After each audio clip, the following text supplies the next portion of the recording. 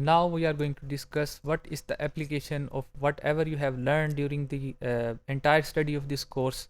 आपने जो कुछ पढ़ा है उसका फ़ायदा क्या है, अगर आप उसको अपनी ज़िंदगी में अप्लाई कर सकें तो बेहतर है, अगर नहीं कर सकते तो इस कोर्स का क्या पर्पज़ होगा, और इसी तरह पाकिस्तान के लोगों के मसाइल को हम कैसे हल कर सकते हैं। इस कोर्स के दौरान जो आपने पॉपुलेशन या इकनॉमिक डेवलपमेंट की डिफरेंट थ्योरीज पढ़ी हैं उसको अब अप्लाई करने का वक्त है। इसी के लिए हम नेक्स्ट लेक्चर्स का जो हैं वो मुख्तस करेंगे,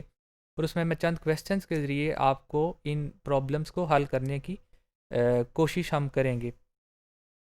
तो पाकिस्तान के जो बड़े मसले हैं उनमें से चंद मैंने यहाँ पे लिखे हैं, जो कि इकनॉमिक इश्यूज़ हैं। फॉर एग्जांपल एनर्जी क्राइसिस है, इलेक्ट्रिसिटी का मसला है, वाटर क्राइसिस है, गैस की शॉर्टेज है जिसकी वजह से इंडस्ट्री चलती नहीं है, लोगों को बिल बहुत देना पड़ते हैं, आपके पेट्रोलियम की प्राइसेस बहुत ज़्यादा हो रही हैं,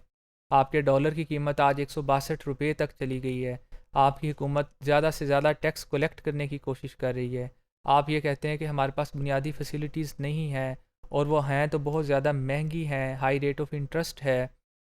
इन्वेस्टमेंट हो नहीं रही, टैक्स कलेक्ट हो नहीं रहा। इन सारे मसाइल का हल क्या है? आपने इस कोर्स से जो कुछ सीखा है उसमें मॉनेटरी पॉलिसी पढ़ी है, फिजिकल पॉलिसी पढ़ी है, पॉपुलेशन पॉलिसी है, डिफरेंट वेरिएबल्स का आपस में ताल्लुक़ है। अब आपने उसको अप्लाई करना है, और उसको अप्लाई इस तरह नहीं करना कि आपने कहना है कि जी ये कर लें वो कर लें या 15-20 किस्म के प्रोग्राम दें। मैं आपको स्पेसिफिकली क्वेश्चन दूंगा और फिर उसकी कंस्ट्रेंट्स बताऊंगा, फिर आपने उसका अल्टीमेट सोल्यूशन बताना है, और वो सोल्यूशन सबसे बेहतर या बेहतर होना चाहिए,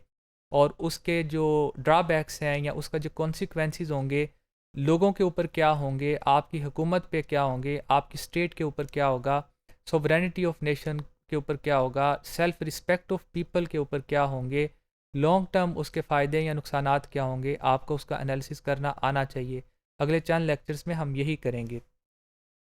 तो सबसे पहले मिसाल के तौर पे अगर मैं आपसे ये क्वेश्चन करूं कि you need to develop a program to provide basic facilities like hospitals और university in your area while you are not having any kind of fund, आपके पास पैसे नहीं है, हुकूमत के पास पैसे नहीं है, अब आप यूनिवर्सिटी बना के दिखाएं या आप एजुकेशनल इंस्टीट्यूशन या हॉस्पिटल्स बना के दिखाएं, आप हुकूमत के सरकारी अहदेदार हैं या एक वज़ीर हैं, अब आपके पास पैसे नहीं है, जैसे आपकी हुकूमत कहती है कि हमारे पास पैसे नहीं है, अब आपने ये काम करना है, वो कौन सी ऑप्शन है कि आप इसको अवेल करें तो ये काम आप कर सकें। ऑप्शंस में ये शामिल है कि आप कर्ज़ ले लें, आईएमएफ से लोन ले लें, लोगों के ऊपर टैक्स लगा दें, नोट प्रिंट कर दें, जैसे भी आपने करना है। ये क्वेश्चन है, मेरी दो कंस्ट्रेंट्स हैं जो कि मैं आपके ऊपर रिस्ट्रिक्शंस लगा रहा हूँ कि do not take loan from banks और फ्रॉम आईएमएफ और world bank because there are certain conditions which we have to fulfil. मसलन वो ये कहते हैं कि आप डॉलर को खुला छोड़ दें, आपकी करेंसी जितनी गिरती है गिरने दें, आप इलेक्ट्रिसिटी की कीमतें बढ़ाएं, आप पेट्रोल की कीमत बढ़ाएं, आप बिजली की कीमत खुद डिसाइड ना करें, इसको नेपरा को करने दें, आप सब्सिडीज़ ना दें, ये बिल्कुल हुकूमत के हाथ बांधने वाली बात है। इन सारी कंडीशंस के होते हुए आप इस मसले को कैसे हल करेंगे? ये अब एक चैलेंजिंग टास्क है। इस पूरे कोर्स को पढ़ने के बाद अपने लोगों की वेलफेयर के लिए, अपने पाकिस्तान की वेलफेयर के लिए हम वो तरीके देखेंगे इंशाल्लाह कि कैसे इन मसाइल को हल किया जा सकता है। तो पहली कंडीशन ये है कि do not take loan from international